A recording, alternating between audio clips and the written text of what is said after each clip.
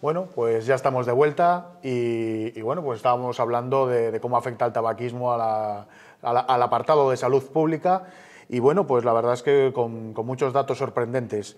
¿Qué es un fumador pasivo y cómo afecta, digamos, esa exposición al humo sin fumar directamente?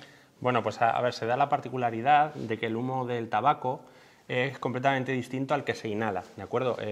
Cuando nosotros estamos fumando hay un humo que sale directamente inhalado y otro que sale del cigarrillo constantemente, ¿de acuerdo? Este humo tiene unas propiedades completamente distintas al del humo en el que inhala. Por ejemplo, hay un cancerígeno que es el cadmio, que al ser el humo de forma distinta, digamos que las partículas de cadmio son más pequeñas y esto permite que sean hasta 6 veces más nocivas en el fumador pasivo que en el fumador que está inhalando, que al final inhala partículas más grandes. Esto es al final porque accede a cavidades del pulmón de las que el fumador, digamos, no puede acceder y acaba siendo muchísimo más nocivo. Para que nos hagamos una idea del impacto global que tienen los fumadores pasivos, que recordemos que hay gente que no fuma en absoluto y que simplemente está expuesta al humo. Aumenta entre un 20 y un 30% la posibilidad de tener un cáncer de pulmón. El riesgo de infarto de miocardio, un 80%. Y produce alrededor de 3.000 muertes al año. Que estábamos hablando de que el tabaco producía 50.000, pues... 3.000 de ellas... 3.000 además son por fumadores pasivos. Con lo cual, digamos que el efecto que tiene en la salud y sobre todo, que es la salud generalmente de niños pequeños. Lo de fumar delante de niños en espacios cerrados, que suelen ser habitaciones de casa, tiene un peligro para ellos típico cigarro del coche. Brutal. Es decir, aumentan los episodios de asma en los niños, aumentan el desarrollo de enfermedades en el futuro. Al final, yo creo que una buena medida, digamos, si tu salud no es lo suficientemente importante para ti, yo creo que una forma de que te lo empieces a plantear de forma distinta es: no estoy afectando solo a mi salud, sino que estoy afectando a la salud de mis hijos. Y yo creo que son hábitos que, primero, son buenos que no vean, y segundo, son malos para su salud directamente. Hay digamos, un comentario muy habitual que es el decir: ¿te importa que fume? Dices, bueno, no solo que me importe, es que me estás perjudicando. O sea, ya no es solo una cuestión de importancia, sino que es perjudicial para tu salud el estar inhalando humo de tabaco, especialmente en espacios cerrados. En el ansia un poco que ha habido de buscar sustitutivos y medidas para quitar un poco el hábito tabáquico, hace cuestión de un par de años o así, vimos salir al mercado pues muchísimos el cigarrillo electrónico. Luego han salido noticias de que si era casi igual de perjudicial que el tabaco, no sé si desde el punto de vista de engancharte es también tan bueno, pues tan perjudicial, es decir, el hecho del cigarrillo electrónico. Pues a ver, digamos que el cigarrillo electrónico, como comúnmente denominamos, digamos que realmente hay dos tipos. Hay como unos calentadores de tabaco que al final lo que hacen es no producir combustión, pero que realmente digamos, el cigarrillo es el mismo, solo que la forma de inhalar el humo es distinta. Y sobre eso, digamos que tenemos menos información porque es un producto relativamente novedoso, que me parece que ha sacado una importante empresa, industria tabacalera. Y luego están los cigarrillos electrónicos. Los cigarrillos electrónicos, cuando salieron, digamos, eran dispositivos que estaban pensados para gente que quería dejar de fumar y que, digamos, necesitaba seguir tomando nicotina de forma inhalada porque era la acción más parecida a inhalar humo de cigarrillo normalmente. Entonces, estos dispositivos ahora mismo consisten básicamente en un líquido que contiene una cantidad, una dosis de nicotina que está regulada por ley y que no puede tener ciertas cualidades, no puede tener colores, no pueden tener productos cancerígenos, es decir, al final es el líquido y la nicotina. Esto, en comparación con los cigarrillos normales, hace que realmente, digamos, teóricamente, el impacto en salud es mucho menor. Y es más, los estudios que están saliendo, que hay muy pocos y tampoco nos podemos fiar mucho, pero parece que dicen que los efectos nocivos, en comparación con el tabaco tradicional, pues disminuye los efectos nocivos un 95%. ¿Eso quiere decir que debemos debemos utilizar dispositivos electrónicos con nicotina para dejar de fumar? Pues realmente no lo podemos recomendar. ¿Por qué? Porque hay una serie de medidas que muchas veces la gente no las conoce, que se utilizan en la medicina habitual, como son el bupropion, que es un medicamento para eliminar la ansiedad que produce el mono, etcétera, etcétera.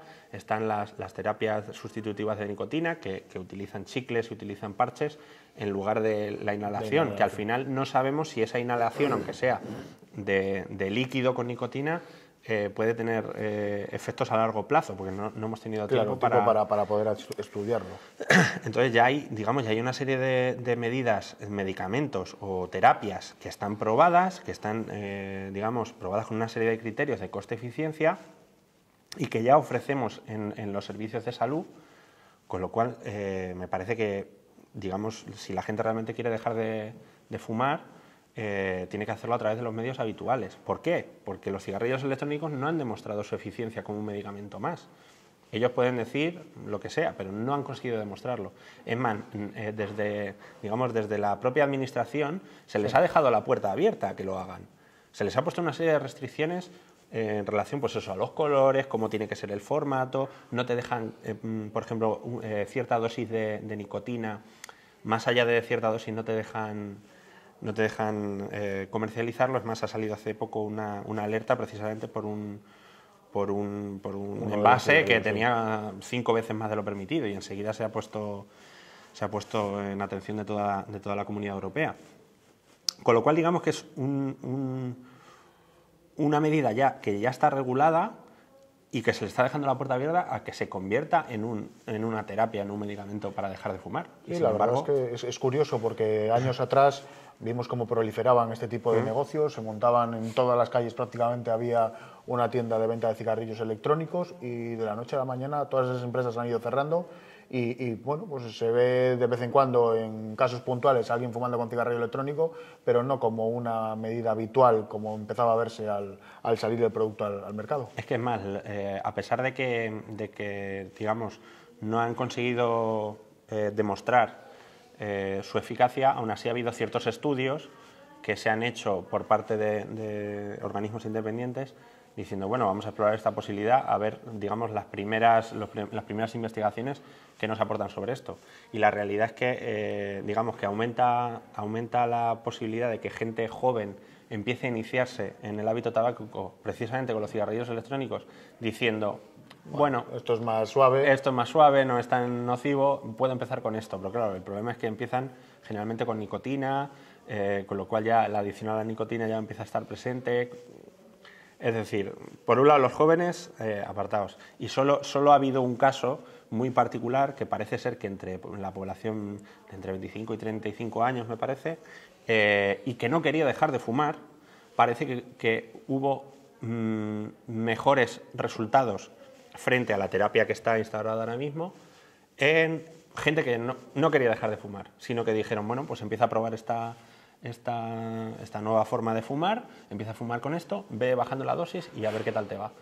Y parece que demostró resultados mejores, pero claro, ya te digo, tampoco podemos asegurarnos de que esos resultados son veraces al 100%, habría que hacer investigaciones más grandes.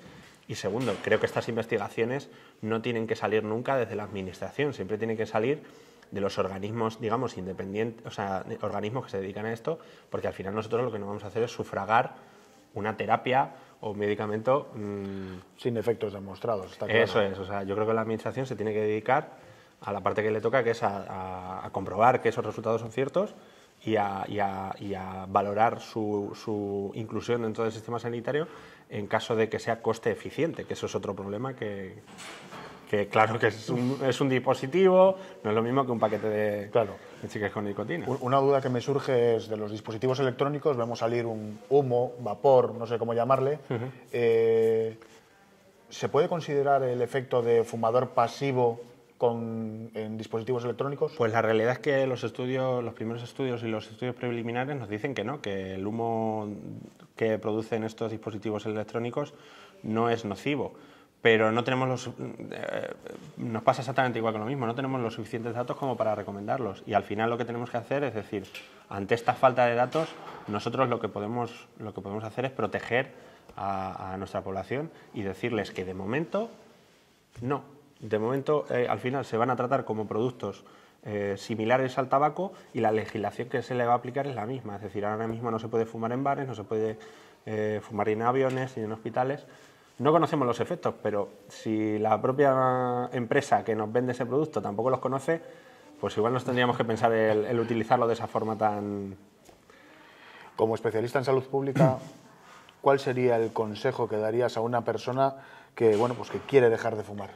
Pues yo el consejo principal, primero es, has tomado una buena decisión en tu vida, adelante, y segundo, ve a un centro de salud inmediatamente. ¿Por qué? Porque desde la Administración damos un montón de medidas para ayudar a estas personas en todos los ámbitos. Le damos consejo desde el punto de vista personalizado, le decimos una serie de pautas que tiene que seguir, qué día vas a empezar, cómo te lo tienes que tomar, qué sentimientos vas a sentir, cuáles son los momentos del día donde tú te vas a ver, digamos, incapacitado de dejar de fumar.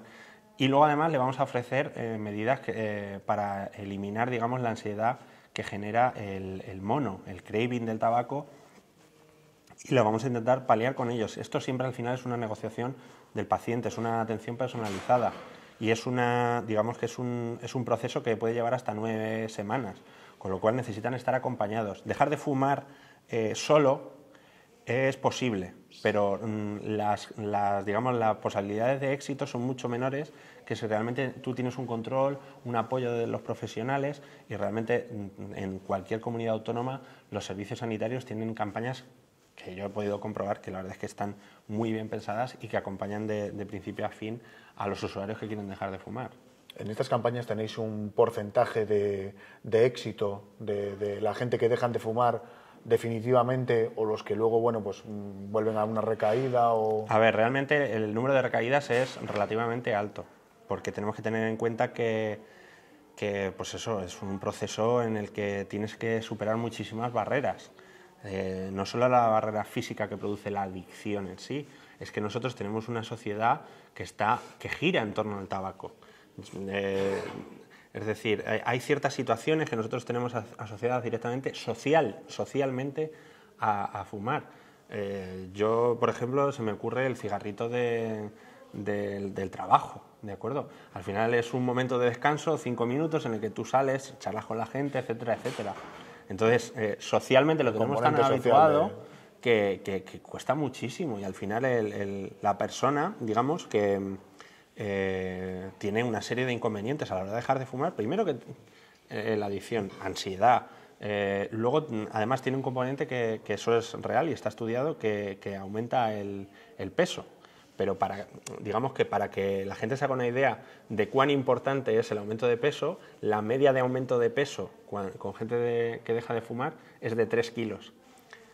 Los efectos que produce si sigue fumando sería como si tuviese 40 kilos de sobrepeso sobre ese peso, con lo cual realmente 3 kilos... Está claro que las medidas son beneficiosas. Eso es, sí, o sea, sí, es decir, sí. A nivel estético, digamos que te puede afectar el hecho de ganar 3 kilos, pero digamos que después de ese periodo de 9 semanas en las que tú te deshabitúas del tabaco, digamos que es una cantidad de kilos asumible que puedes perder con otra serie de programas.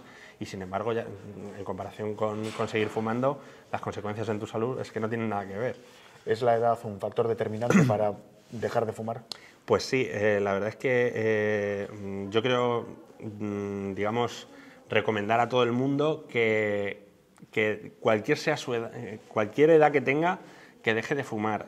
Las consecuencias a corto plazo se ven incluso en personas de 65 años.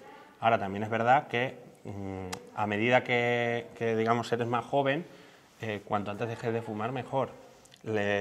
Prácticamente una persona con 15 o 25 años tiene una salud prácticamente igual si deja de fumar con 25 que una persona que ha estado fumando. Es decir, claro, el cuerpo es capaz de recuperar, digamos, todas esas lesiones, porque realmente lo que hacemos al cuerpo son lesiones, y es capaz de recuperarse.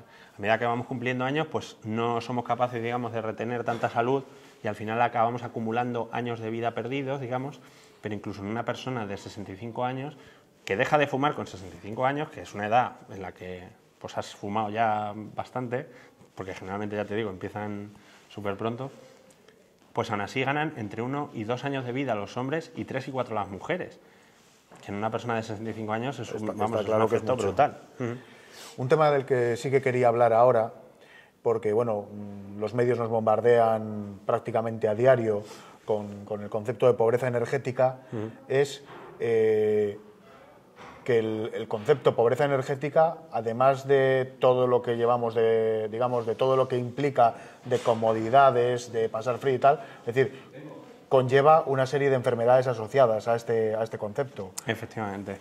Lo primero sería tener claro, es decir, cuál es el concepto de pobreza energética. A ver, la pobreza energética es un concepto que es difícil de valorar. Desde el punto de vista, digamos, teórico, entendemos que la pobreza energética es aquel hogar, digamos, que es incapaz de mantener una temperatura dentro del hogar lo suficientemente confortable como para que, digamos, no produzca enfermedades. La OMS, más o menos, dice que esta temperatura tiene que ser mayor de 21 grados.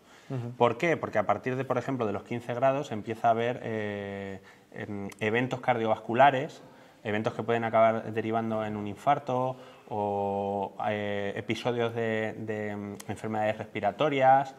Entonces, todo esto deriva de la temperatura ambiente que tenemos en casa. Entonces, la incapacidad digamos, de calentar tu casa sería esa pobreza energética. Ahora bien, a la hora de medirnos, nosotros no tenemos indicadores que sean tan, digamos, tan teóricos como esos. Al final utilizamos otra serie de indicadores.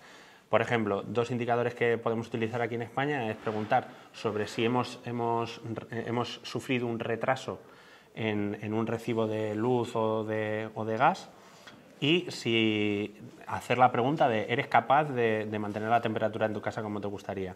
En este caso, la prevalencia de pobreza energética según estos 2 indicadores es del 15% de los hogares, ¿de acuerdo? Y luego hay otros 2 indicadores que sería, digamos, el exceso de porcentaje de ingresos sobre tu nómina que dedicas a facturas de energía, y también cuando es excesivamente mínimo el porcentaje de tu nómina que dedicas a ello. Eso se llama, digamos, pobreza energética escondida, porque realmente es gente que consume tan poco porque no se lo puede permitir. Claro. En total, sumando todos estos factores, se calcula que 19 millones de personas en España sufren algún tipo de pobreza energética. Prácticamente la mitad de la población. Prácticamente, somos 46 millones, pues 19 millones de personas. Con lo cual es un problema que ahora mismo, digamos que es de una prevalencia abismal. ¿Qué enfermedades, digamos, pueden surgir de vivir pues no con las condiciones óptimas en casa? Es decir, el tener que estar sin la temperatura adecuada, el no poder mantenerla de ninguna de las maneras. Bueno, pues ya hemos dicho un poco enfermedades del aparato respiratorio, accidentes cerebrovasculares, cardiopatía isquémica, tenemos peor salud, puede producir depresión y ansiedad, que son todo, digamos, temas que están relacionados con la salud, y además hay un indicador que es el exceso de mortalidad en invierno.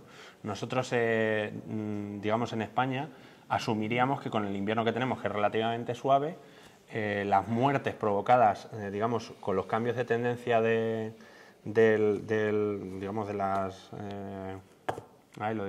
de la primavera, verano, eso es, pues nosotros resulta que tenemos un exceso de mortalidad en invierno mucho mayor que los países del norte de Europa, que se supone que tienen inviernos mucho más fríos. Esto se explica básicamente porque tenemos un aislamiento mucho peor en las casas, porque estamos menos habituados a tratar con el frío, porque asumimos, digamos, al ser un país más pobre, pues digamos que no tenemos tan acostumbrado el hecho de costear energía dentro de nuestro hogar. Y además es que somos uno de los países de la Unión Europea que más coste produce en los hogares. Es decir, tenemos la factura energética probablemente de las más caras de Europa, antes y después de los impuestos. O sea, eso es independientemente de los impuestos. Antes y después de los impuestos somos una de las facturas energéticas más caras. Y sin embargo, somos un país que no somos precisamente bollantes en la economía en las familias, con lo cual sin duda, nos lo pone muy difícil para que nosotros seamos capaces de mantener una temperatura correcta en el hogar. De hecho, ahí están los datos, que hablamos de 19 millones de personas que no pueden tenerlo. Desde el punto de vista salud pública, ¿podéis acometer algunas medidas para mitigar este tipo de efectos? Bueno, pues a ver, por un lado, es obvio que el precio de la electricidad y del gas natural juega un papel muy importante, con lo cual nosotros tenemos que intentar hablar con las administraciones que se dedican a esto y convencerlas de que no podemos seguir en España asumiendo esos costes prácticamente millonarios y esos beneficios millonarios que sacan en nuestro país. Eso por un lado. Luego además tenemos otros recursos como son el bono social, pero que está ligado a una serie de requerimientos. Uno de ellos es estar en el mercado regulado, que es un mercado, digamos, que gestiona el Estado, y que realmente el problema que tiene es que mucha de la gente que podría acceder al mercado regulado no lo conoce. Claro. Y por otro lado, digamos que necesitas estar en el mercado regulado para acceder al bono social, pero luego además los criterios del bono social son únicamente de renta y no tienen en cuenta otra serie de criterios como es el aislamiento, qué tipo de medidas utilizas para calentar tu hogar. No es lo mismo, lógicamente, una instalación de gas natural con un hornillo de butano de hace 1000 años, digamos. Entonces, digamos que como no se tienen esos factores en cuenta, al final resulta que los estudios dicen que aproximadamente del total de personas que podrían acogerse al bono social serían 9 millones de personas, pero que solo un tercio de esas 9 millones de personas realmente estaría cumpliendo los criterios de pobreza energética, porque no tiene en cuenta toda esa serie de recomendaciones. Y por supuesto no llega la gente que está acogida a ese bono, no llega a los 9 millones, pero vamos, seguro. Sí, porque al final, con todos los requisitos... De hecho, yo creo que hace poquito ha salido noticias en el periódico diciendo que el total que las administraciones tenían que podían acogerse al bono social, hablaban de un porcentaje de sobre el 50% que lo habían hecho. Pues me parece un porcentaje bastante alto. Al final las industrias como funcionan es que intentan conseguir que la gente se meta en el mercado que es no regulado, muchas veces con promociones del 10% de descuento durante un año. Eso sí que convendría explicar un poco a todos nuestros televidentes que muchas de estas ofertas que te llaman a la puerta y te ofrecen unas condiciones muy ventajosas a priori, luego conllevan una serie de problemas importantes a la hora de poder acogerse a estas medidas. Eso es, precisamente lo que hacen es meterte, digamos, en el mercado que no está regulado y que al final depende de la oferta y la demanda de los concursos que se hacen para el precio eléctrico. Sí, de las subastas. Eso, de las subastas eléctricas. Y entonces el problema que tiene es eso, que digamos que el primer año, con ese 10% de descuento, tú realmente ves en la factura, pues lógica, me están... Perfecto, me ha salido la jugada perfecta, pero al año te retiran ese descuento y además como no tenemos la costumbre de cambiar de empresas energéticas, como por ejemplo lo hacemos de móviles o de ADSL, pues resulta que utilizan precisamente esas formas de captarnos para meter servicios, cosas que no necesitamos, los servicios de seguridad de la caldera, etcétera, etcétera. Acaban metiendo unos sobrecostes a los clientes que precisamente son fieles a esa compañía porque saben en el fondo que nos desentendemos del coste, porque sabemos cuando una cosa sube constantemente, al final dices, bueno, pues como todos los años, te desentiendes del problema y al final, cuando no debería ser así. Lo asumes y sin embargo habría que prestarle mucha atención porque realmente es un problema. ¿A qué colectivos, afecta más la pobreza energética?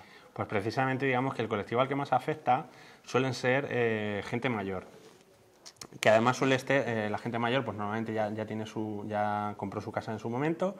Y el problema es que hace 30 años, digamos, que las condiciones de aislamiento no son las mismas que ahora. No se tenían en cuenta los certificados energéticos, las casas estaban más aisladas, con lo cual son casas que tienen sistemas de calentamiento más antiguos, con lo cual menos eficientes, tienen que gastar muchísimo más y además los propios la gente mayor, digamos, que no es capaz de distinguir si la temperatura dentro de su hogar es la correcta, porque acaban perdiendo la capacidad de sentir el frío y por tanto pueden estar en unas temperaturas muy bajas en casa, que precisamente hace que sean la población perfecta para que acaben desarrollando pues eso, pues una infección respiratoria que al final te lleva al hospital y que te puede provocar la muerte. Eso, de ahí viene el exceso de mortalidad en invierno, precisamente de ese grupo de riesgo concreto. La verdad es que es francamente duro tener que elegir entre comer y calentarse. Efectivamente. Bueno, pues la verdad es que el tiempo pasa volando. Hemos entrevistado hoy al doctor Alonso Sánchez Migallón. La verdad es que ha sido una entrevista francamente interesante. Y bueno, solo me queda recordar a los televidentes que el próximo sábado estaremos aquí fieles a la cita y que no faltéis, os esperamos. Gracias.